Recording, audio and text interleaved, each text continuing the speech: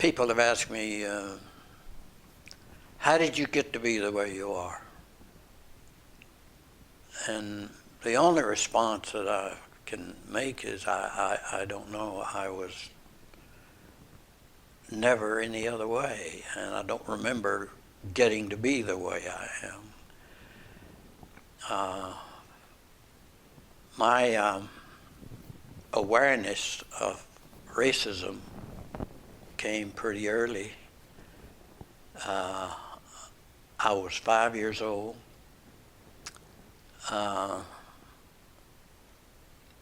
My best friend, my playmate, was a Sammy Tatum, a little black boy, 5 years old. And we were playing basketball on the back of the barn with a barrel stave up fast enough for a goal. And I was all excited about starting the school. And I was telling him about that, and he said, I asked him about being excited. He said, I ain't going. Well, I picked up the ball and held it, and I looked at him, and I said, what do you mean you're not going? Why? And he said,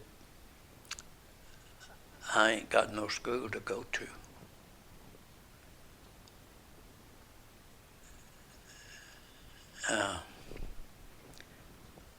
That moment is frozen in my mind.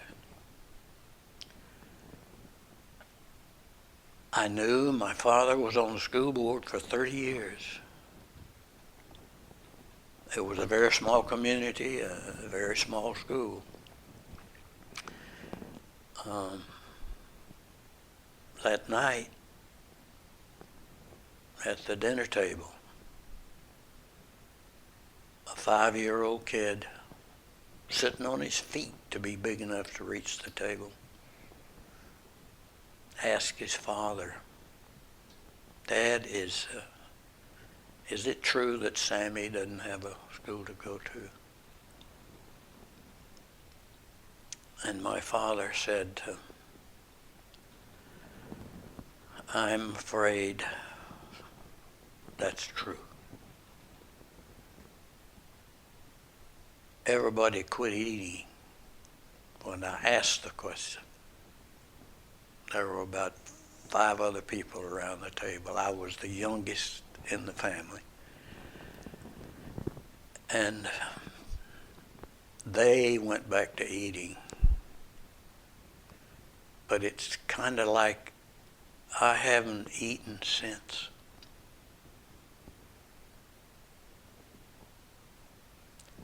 I couldn't understand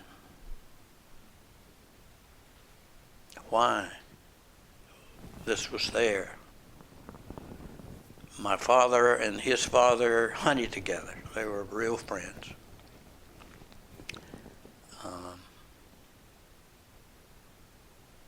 I didn't know why, but I knew there was something radically wrong with my world. And I also knew that my family, whom I loved, was a part of that problem and was a party to that problem.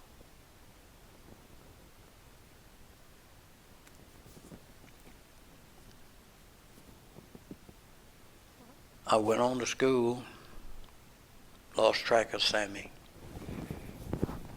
went into the Air Force, came home, waiting for college to begin. My mother and I were in the kitchen. I was the youngest in the family. I had mother in the kitchen a lot. Nobody else around. They were off to school, and I was with mother in the kitchen. Again, she and I were in the kitchen alone, and she said, son, do you remember asking your father that question?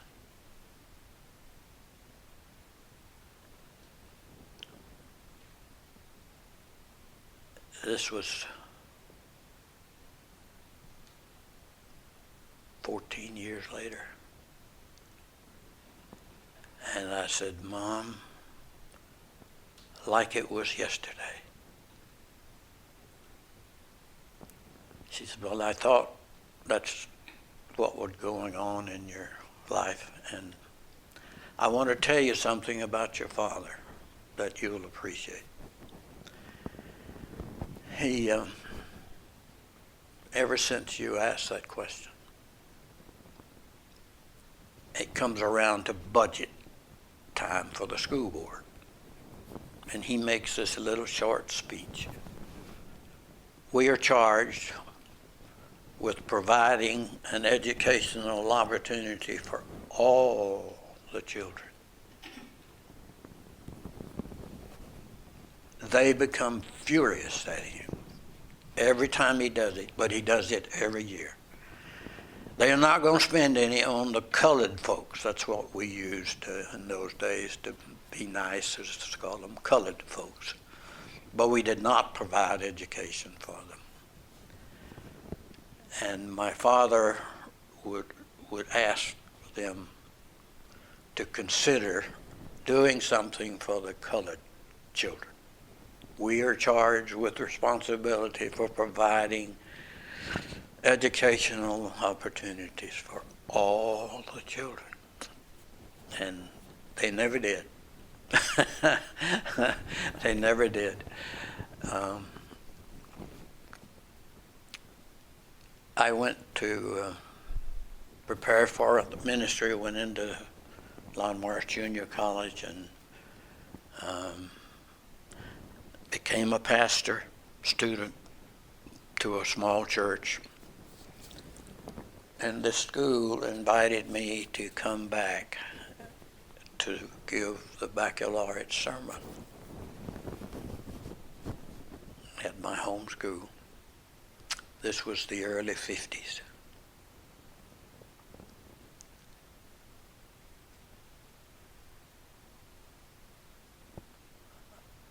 I told them how much pain that racism had caused in the life of their community among their colored folks.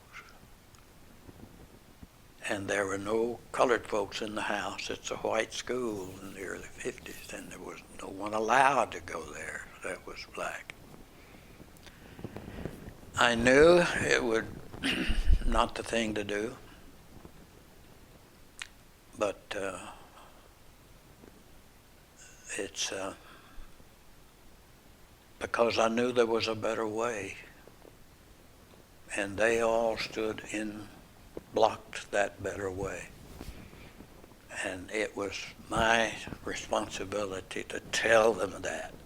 Now, well, it hurt everybody in the house, because in a small school, anybody that does well in class and plays athletics as well as any of the others and like well known and appreciated, and you come back and you deliver this kind of blow to them right in the midriff, and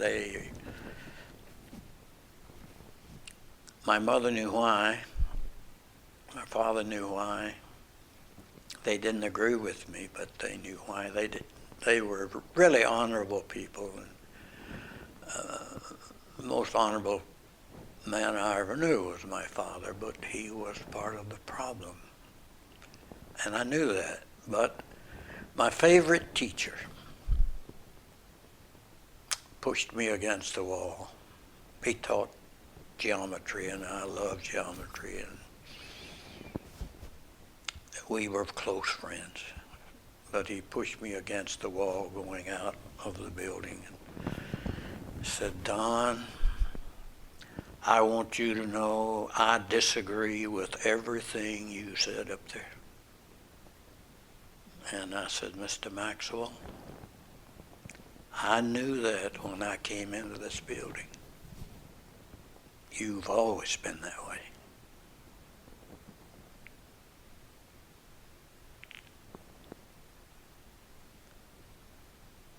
So in the 60s, in fact, the year was 1965, Martin Luther King showed up, and I recognized him immediately as a giant spirit man out there delivering this message to people and doing a great job of that. He had a way with vocabulary and a way of preaching that was very dramatic. And for him to go up against the people at Selma on a bridge, he knew he was going to get in trouble. And they beat them over the head every morning. It wasn't just one day. It was day after day after day, and they were doing it, saying, "We love Jim Clark," who was the sheriff beating them on the head, and all of his deputies and probably other people that wanted him in on it. And the world looking at that became so ill over seeing it, they knew they had to do something about it. And the sheriff finally had to back off, and he let 300 make the march from Selma to Montgomery, 50 miles long. When he got to Montgomery, they stopped about 3 miles out of town and put out a call for anyone who sympathized with what he was trying to do to come to a little church on the edge of Montgomery, Alabama, and join and march into the city with Dr. King. And a friend of mine, I was on the conference staff at the time, the bishop's staff, and I was director of adult training. And I was in Houston. We lived in Palestine, Texas, and they were building the Methodist building in Houston. And I was working in Houston at the time, at that brief time, and a friend called me who was another pastor and said, "Do you know about Martin Luther King's plea for people to come?" I said, "I've just heard, and I'm going." He and a minister by the name of Don Goodwin, and I don't know where that Aggie came from, but a big barrel-chested Aggie student from A&M University was in my car. I had a new Buick in 1965, and we got in that Buick and we drove all night to get to Montgomery, Alabama. Parked out waiting for him. Now, Dr. King's method, because it's so hard to keep peace when you're getting beaten, his method was to keep the leading group in the church for at least 30 minutes saying, "Who do we love? Jim Clark. Who do we love? Jim Clark. Who do we love? Jim Clark."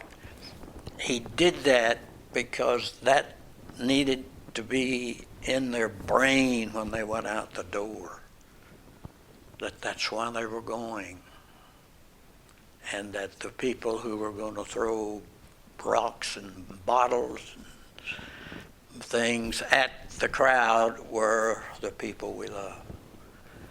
And so they organized us to have the men on the outside with the curbs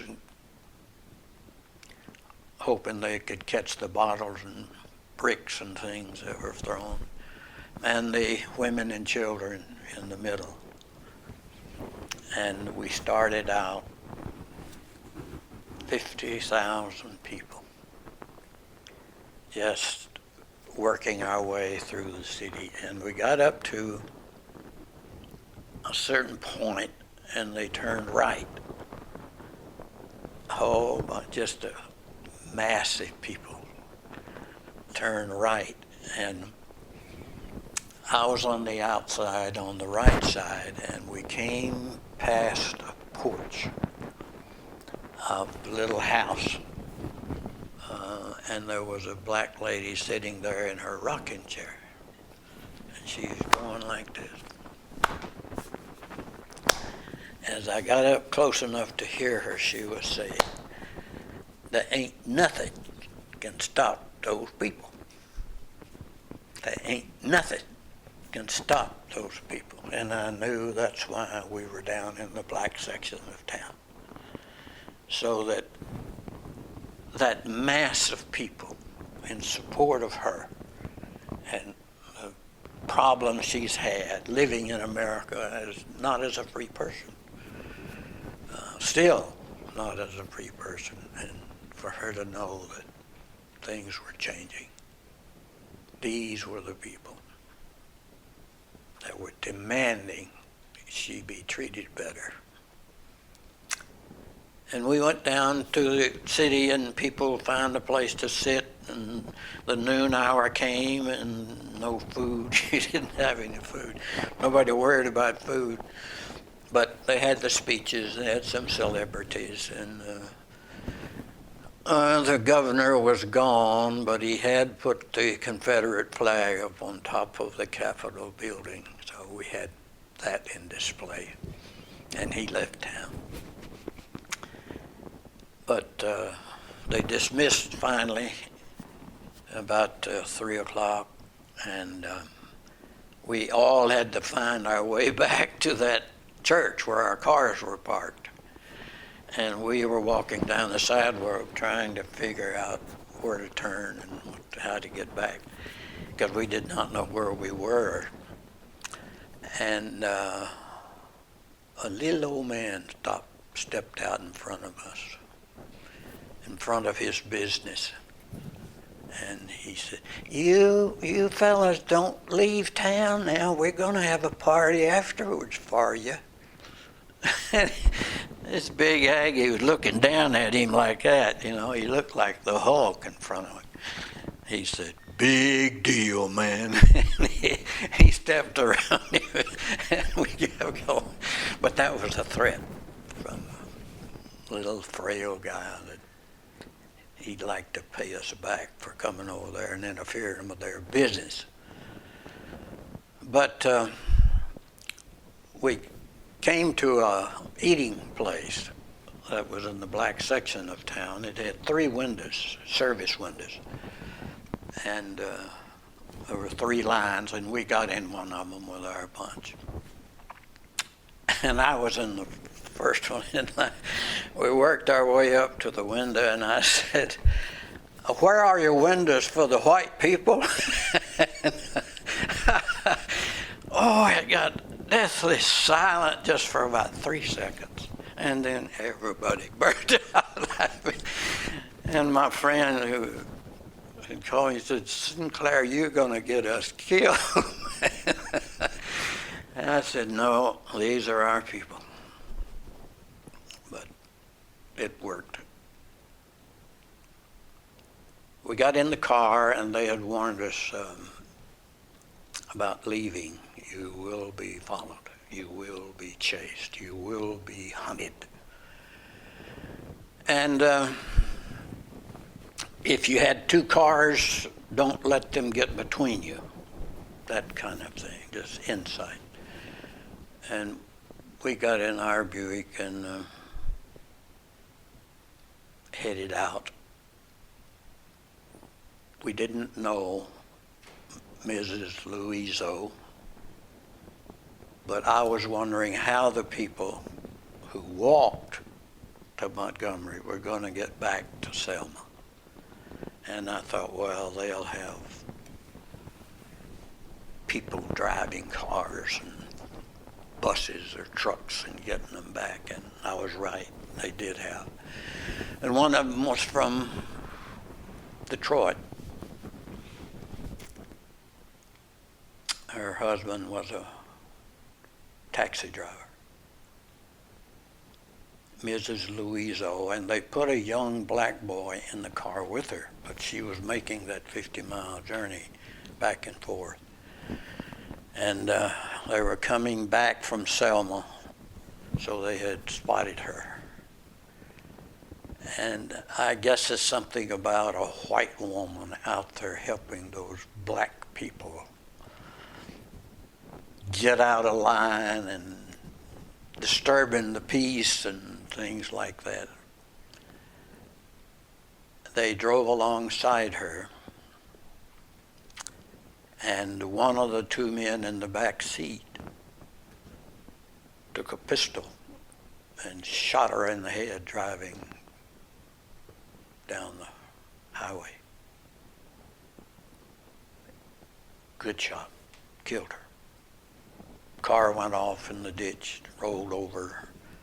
The young black boy wasn't hurt, but he pretended to be dead because they stopped and they came back and they turned him over to make sure he was dead, and he just did a good job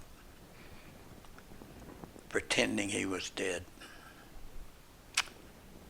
When the trial came,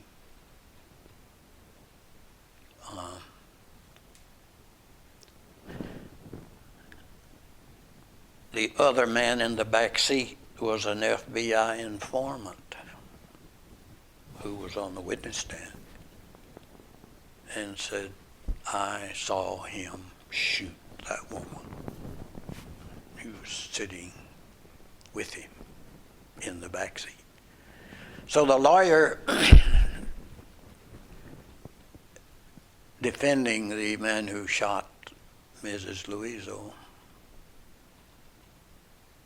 said, you remember the Klan? Yes.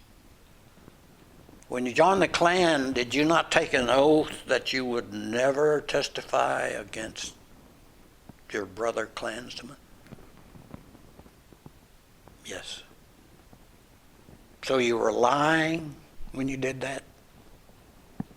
Then how do we know you're not lying now? That's all it took for a jury to decide that he was lying.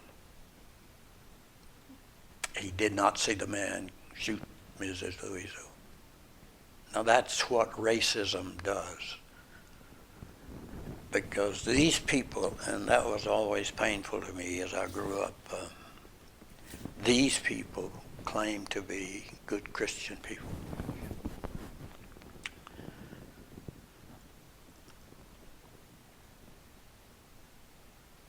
So when I came to Bering, nobody knew that story, but after I'd been here a few months, I mentioned it.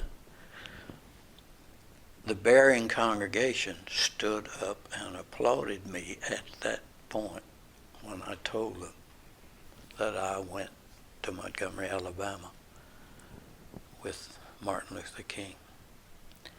This is the only congregation, I would dare say, in the state of Texas at that time who would do that, because it was not a very popular thing to do. After it got out, that Methodist ministers, white Methodist ministers had gone, and there were two others, brothers named Dawson, the last name Dawson. Their father was a Methodist minister, and they were there, I understand. So back home in Texas, we were not We didn't get an award of any kind for doing that. But it was trouble for you. It was out of line, insult to the whites, degrading to the church, all kinds of things that they would say about this. But there was a young group of leaders down in the Galveston district, it was called then. And they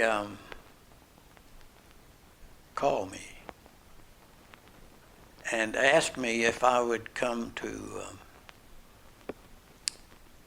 League City and speak to the senior high youth of that district and explain why a Methodist minister would do a thing like that, go to support Dr. King.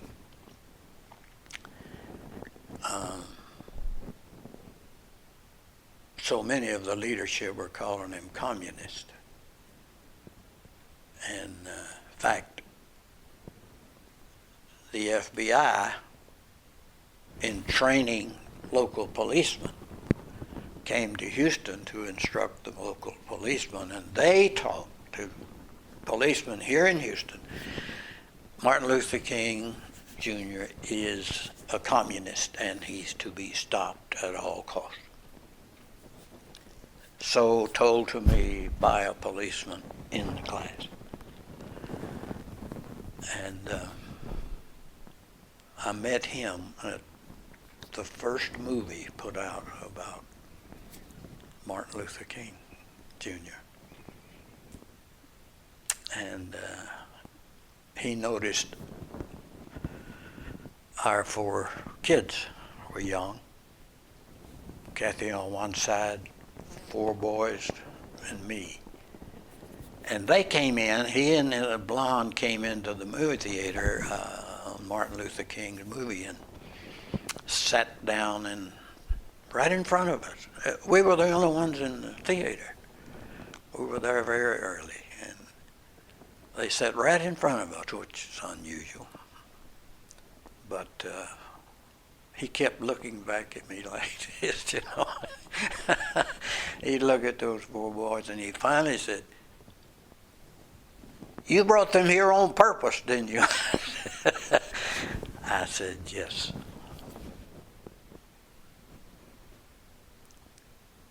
And he just couldn't believe that it was something very unique and different for him to have a family do that. And I asked him where why he was here, you know. He pointed to the little blonde and his girlfriend. I said, "How did you..." Well, he told me that story about the FBI training them. This man is supposed to be a communist. And I said, "Well, what changed your mind?" He pointed to that little blonde. He said, "She got a hold of me. And I'm here as a friend now." But that's what was going on in society. Well, when the youth called me, I said, of course I would come to League City and tell you why. And there'd been a little book published called In White America, paperback. And it was written in the words of an 11-year-old black girl who was told by the courts she could go to a white school. And she went by herself, got off the bus at the corner, and all the crowd was waiting on her, and they were cursing her, and they were spitting on her, and they were throwing things at her. And she went down and turned up to the school, and this was in Arkansas, and Governor Faubus was standing up there in the door of the school and had the state guard with bayonets to keep an 11-year-old girl from going in that door. And she got up to the door of the school. This girl was by herself.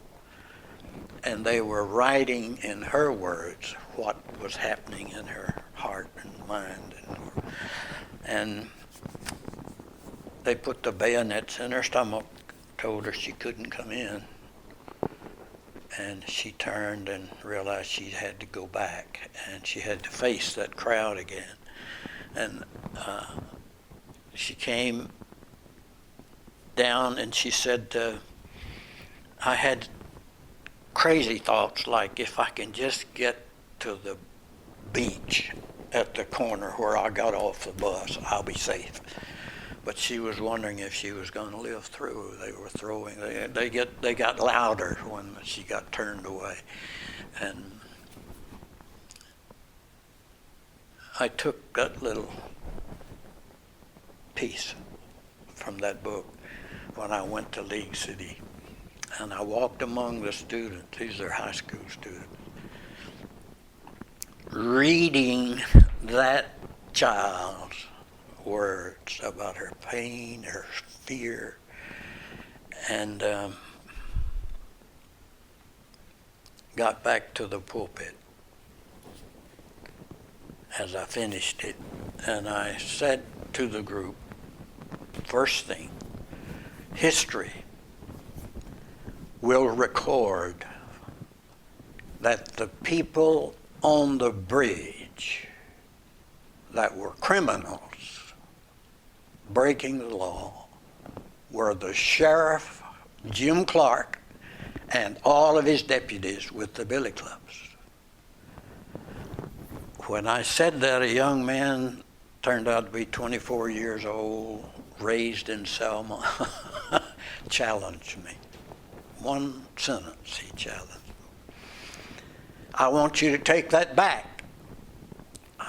He said, I know these men, they're good Christian men. I have had my grandmother who raised me has had them in her home, and we've had meals together. I know these men, they're good Christian men. And I said, I don't know a single one of them, and probably never will. But I do know that history will record that they are criminals breaking the law, and they knew they were breaking the law because the people they were hitting on the head had a right to be out there, and they had a right to be doing what they were doing, and they were preventing them from having that right. And he wanted me to take that back, so I finally asked him if he would wait and talk to me afterwards. And he agreed. I was surprised. He sat down. And I finished my talk, and they had exchange with me, and afterwards he was waiting at the hallway going out, and we walked out together. We were in the parking lot about 3 hours. And he kept saying, I want you to take that back. And he kept telling me, I said, I'm sorry. But I don't know these men. I just know they're criminals. And they know they're criminals. And I finally told him, this went on and on and on. And we were the only two cars left out there. And I finally told him I had to drive from League City to Palestine, Texas before I went to bed. and I opened my car door. He put his hand on it and he said, I owe you this story. I wanted to be a Methodist minister. And when I let that be known, they were lining me up to go to school, and they gave me a little, 3 little churches around Selma to go from circuit. And around to 3 of the churches and be their pastor. And as February came around, every second Sunday in February was supposed to be Race Relations Sunday. And white ministers hated to see it coming because they were supposed to say something about race problems. And they hated to because of the good Christian folks in the pews would become very angry about it. And so they tried to pass it off the best way they could. But he said the only thing I said in my church that day was that we needed to re-examine our relationship to the colored race. Just one sentence. And 6 men, all the men in the congregation, stood up and tore their offering check up, threw it on the floor, and walked out. And that night, a committee from the 3 churches came to my home. And they said, we will offer you a deal. If you don't leave town, we're going to kill you.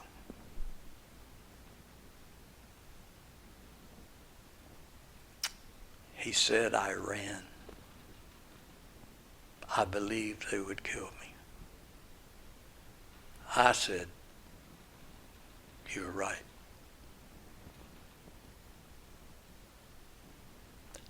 Remembering that they had already killed Ms. Louiso,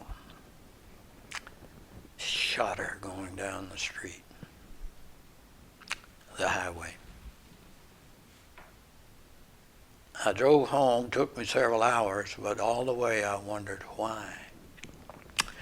Why